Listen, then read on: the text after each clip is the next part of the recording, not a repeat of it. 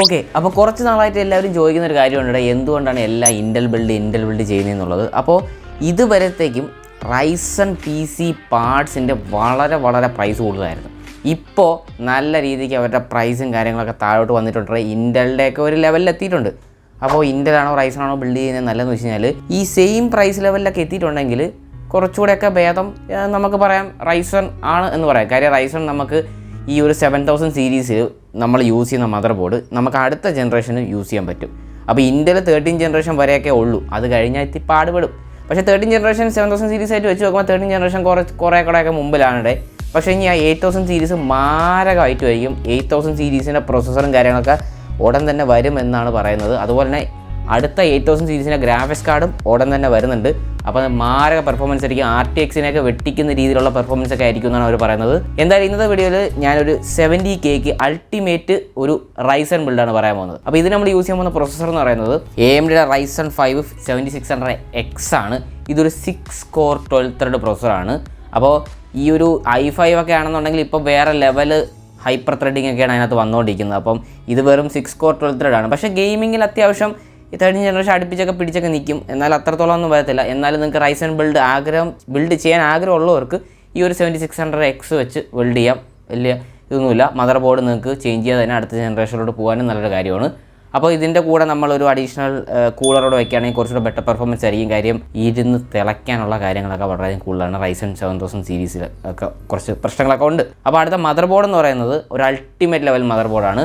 B650 wifi mother ബോർഡാണ്. ഇതിനകത്ത് wifi 6 ആണ് വരുന്നത്, ബ്ലൂടൂത്ത് 5.2 വരുന്നുണ്ട്. അതുപോലെ തന്നെ 4 റാം സ്ലോട്ട് വരുന്നുണ്ട്. പക്ഷേ DDR5 ആണ്. അതാണ് റൈസൻ്റെ ഒരു പ്രശ്നം. DDR4 സപ്പോർട്ടില്ല, DDR5 മാത്രമേ ഉള്ളൂ. അതുപോലെ തന്നെ 2 Gen 4 M.NVMe സ്ലോട്ട് വരുന്നുണ്ട്. പിന്നെ നമുക്ക് ഇതിനകത്ത് RGB കൺട്രോൾ ചെയ്യാനുള്ള കാര്യങ്ങളും അങ്ങനെയുള്ള എല്ലാം വരുന്നുണ്ട്. അപ്പോൾ അൾട്ടിമേറ്റ് ലെവൽ മദർ ബോർഡാണ്. അത്യാവശ്യം നല്ല VRM ഉള്ള മദർ ബോർഡാണ്. വലിയ ഹീറ്റിംഗ് ഇഷ്യൂസ് ഒന്നും വരത്തില്ല. കുഴപ്പമില്ലാത്ത രീതിയിൽ കാര്യങ്ങളൊക്കെ ഹാൻഡിൽ ചെയ്ത് പോകുന്നൊരു മദർ ബോർഡാണ്. ഫുൾ ഈ ഒരു പ്രൈസിന് നമുക്ക് അൾട്ടിമേറ്റ് ലെവലിൽ ഒരു മദർ ബോർഡ് എന്ന് വേണമെങ്കിൽ പറയാം. കാര്യം ബാക്കി മദർ ബോർഡൊക്കെ ഒരു 20K അല്ലെങ്കിൽ 20Kക്ക് മുകളിലോട്ടൊക്കെയാണ് വന്നത്. ഒരു അത്യാവശ്യം പ്രൈസ് കൂടുതലാണ്.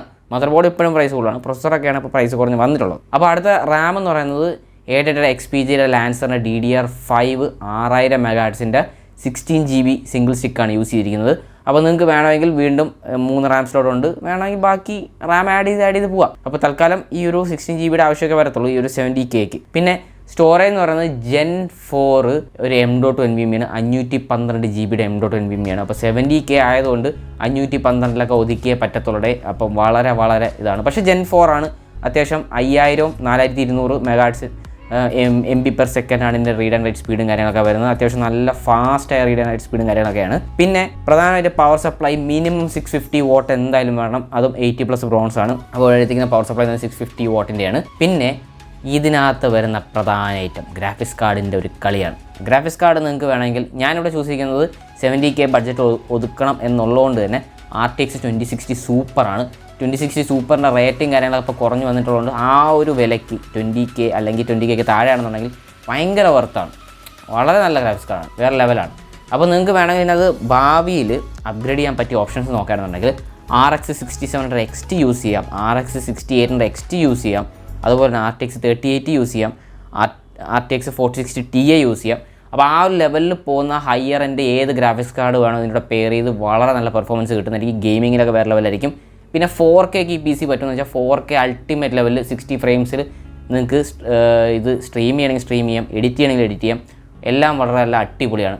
അപ്പോൾ എഡിറ്റിങ്ങിന് ഏറ്റവും ബെസ്റ്റ് ഏതാണെന്ന് വെച്ച് കഴിഞ്ഞാൽ പ്രീമിയർ പ്രോ ഒക്കെ യൂസ് ചെയ്യുകയാണെന്നുണ്ടെങ്കിൽ നിങ്ങൾക്ക് ഇൻ്റലാണ് ബെറ്റർ. കാര്യം ക്വിക്ക് സിങ്ക് എന്ന് പറയുന്ന ടെക്നോളജി യൂസ് ചെയ്യുന്നത് പെട്ടെന്ന് റണ്ടർ ആവുന്നതായിരിക്കും. അപ്പോൾ ഇൻ്റലാണ് പ്രീമിയർ പ്രോ യൂസ് ചെയ്യുന്നവർക്ക് ഏറ്റവും ബെസ്റ്റ്. ബ്ലെൻഡറും കാര്യങ്ങളൊക്കെ യൂസ് ചെയ്യുന്നുണ്ടെങ്കിൽ കുറച്ചുകൂടെ ബെറ്റർ റൈസൺ സീരീസാണ്. അപ്പോൾ അതുകൊണ്ടാണ് ഇവിടെ നിങ്ങൾക്ക് റൈസൺ ചൂസ് ചെയ്യാൻ നല്ലൊരു ഓപ്ഷനാണ്.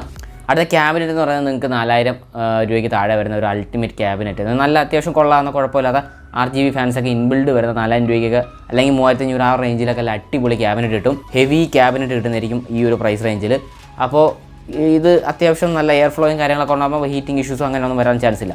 അപ്പോൾ ഗെയിമിങ്ങിനും ഈ ഒരു റൈസൺ ബിൽഡ് അടിപൊളിയായിരിക്കും. അപ്പോൾ ഇതൊക്കെയാണ് ഒരു 70Kക്ക് നിങ്ങൾക്ക് റൈസൺ ബിൽഡ് ചെയ്യാൻ ആഗ്രഹമുള്ളവർക്ക് ചെയ്യാൻ പറ്റിയ അൾട്ടിമേറ്റ് അല്ലെങ്കിൽ ഒരു കിടുക്കാച്ചി PC ബിൽഡ്. അപ്പോൾ ഇത് ഫ്യൂച്ചർ അപ്ഗ്രേഡബിൾ ആണോ എന്ന് വെച്ച് കഴിഞ്ഞാൽ നിങ്ങൾക്ക് ഗ്രാഫിക്സ് കാർഡ് അപ്ഗ്രേഡ് ചെയ്യാം, നിങ്ങൾക്ക് പ്രൊസസ്സറും അപ്ഗ്രേഡ് ചെയ്യാം, റൈസൺ നല്ല ഏത് വേണോ വയ്ക്കാം. അപ്പോൾ നെക്സ്റ്റ് റൈസൺ 8000 സീരീസ് വരെ ആണെന്നുണ്ടെങ്കിലും ഇതിന് സപ്പോർട്ട് ആവുന്നതായിരിക്കും. അതുപോലെ തന്നെ RX 8000 സീരീസ് ഗ്രാഫിക്സ് കാർഡും വരാൻ പോകുന്നുണ്ട്. അപ്പോൾ എന്തായാലും ഇതൊക്കെയുള്ള ഈ ഒരു 70K PC ബിൽഡ്. അപ്പോൾ വേറെ എന്തെങ്കിലും കണ്ടിട്ടുണ്ടെങ്കിൽ അടുത്ത വീഡിയോ കാണാൻ. അതൊരുത്തേക്കും ടാറ്റ.